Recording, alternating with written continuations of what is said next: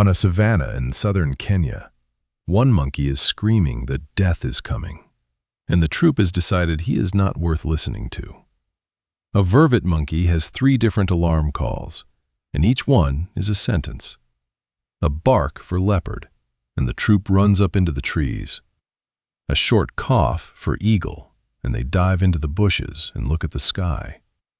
A chutter for snake, and they stand tall and scan the grass. 3 predators, 3 words, 3 correct answers.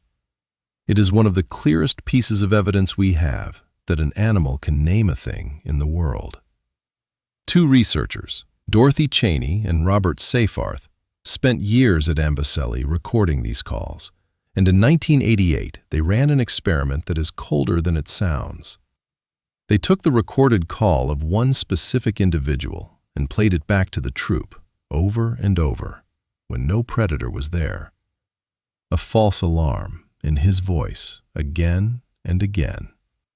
And the troop learned, not to ignore the call, to ignore him.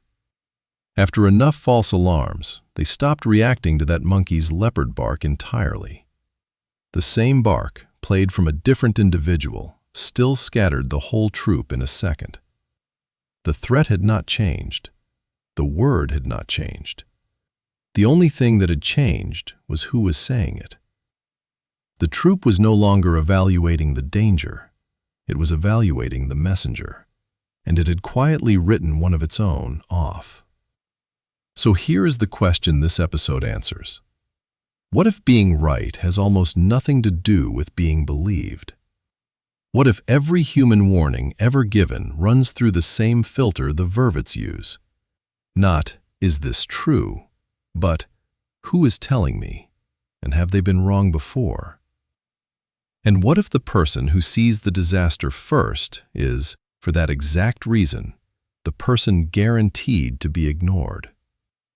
There are 3 times in this story when someone saw it coming, said so out loud, and was waved off as an alarmist, right up until the thing they described walked through the door. I am going to show you all 3, and then I'm going to take you back to the monkey. Athens, around 351 years before Christ. A man is standing in the assembly telling the most powerful democracy in the world that it is already losing a war it has not noticed it is in. His name is Demosthenes, and the war is with Philip II of Macedon, a king to the north who is taking Greek cities one at a time while Athens debates. Demosthenes does the unforgivable thing. He is specific. In the speeches we now call the Philippics, he names the towns Philip has already swallowed, names the timeline, and tells the Athenians plainly that Philip is not a distant problem to manage later, but a present one, eating them now. Stop voting honors, stop sending speeches, send soldiers while soldiers still matter. And Athens does what comfortable people do to the man who interrupts their comfort. It finds him exhausting. He is too intense, too sure, always sounding the same alarm. There are other speakers, easier ones, who explain that Philip can be negotiated with, that the danger is overstated, that Demosthenes is in love with his own warnings. Here is the mechanism, the same one in the troop. The Athenians were not weighing the evidence about Philip. They were weighing Demosthenes, his tone, his repetition, the fact that he had cried this particular wolf so many times. The actual claim was correct. In 338, at Chaeronea, Philip's army destroyed the combined Greek forces and ended Athenian independence for good. Demosthenes had named the date, the enemy, and the cost years early. Being early is what got him ignored. Sound familiar? It should. But one ancient orator is not proof of a rule. We need to see it happen to a man the entire modern world remembers. A man whose warning was so accurate it now sounds like prophecy, and who was treated, while he gave it, as a washed-up crank. England, the 1930s. There is a politician on the backbenches of Parliament that almost no one wants to hear from anymore. He is in his 60s. He has been, by the standard accounting of his own time, wrong a great deal. Wrong about a military landing at Gallipoli that cost tens of thousands of lives. Wrong about returning Britain to the gold standard. Wrong about which side of a royal scandal to stand on. His name is Winston Churchill, and his career is widely considered finished. And from that finished career, year after year, he stands up and says one thing: Germany is rearming. Germany is building an air force aimed at Britain. The treaties are paper. The danger is not theoretical, and it is not far away. And every year we wait makes the bill larger. He is not believed, and the reason he is not believed is the reason that matters. It is not that his numbers were bad. They were, if anything, more accurate than the government's own. It is that his account had run dry. He was the man who had been wrong before. A warning is only as strong as the credit of the person giving it, and Churchill had spent his credit. So the same establishment that could not refute a single fact he cited simply declined to spend its trust on him. He was a warmonger, a relic, a man addicted to crisis. Here is the mechanism, naked. The lever is not the evidence. The lever is the speaker's track record. And a true alarm, delivered by someone whose record is spotty, is indistinguishable from his false ones. So it is filed with them. In 1939, the thing Churchill had described arrived exactly as described. And if you have ever sat in a meeting and watched a correct objection get dismissed because of who was making it, not whether it was right, just who, keep watching. Because the third time this happens, the warning is mathematical. The proof is airtight. It is handed directly to the people whose only job is to act on it, and they look away anyway. The year is 2005. A financial analyst in Boston named Harry Markopolos has done something that should end an argument forever. He has taken the investment returns of one of the most respected money managers in America, Bernard Madoff, and he has proven, on paper, with mathematics, that they cannot be real. The returns are too smooth, too consistent, impossible. There are, he writes, only two explanations, and both are fraud. He does not whisper it. He hands it to the Securities and Exchange Commission, the agency that exists for exactly this, in a document with a title that leaves no room for confusion. The world's largest hedge fund is a fraud. He lays out the math, names the man, and all but draws them a map to the front door. Now find the choice moment, because there is always one. Inside the SEC, a person reads that memo. A regulator with the power to open a real investigation sits with a document that says the largest financial fraud in history is happening right now. Here is the name. Here is the proof. And the choice that gets made again and again across years is the smaller one. Note it. File it.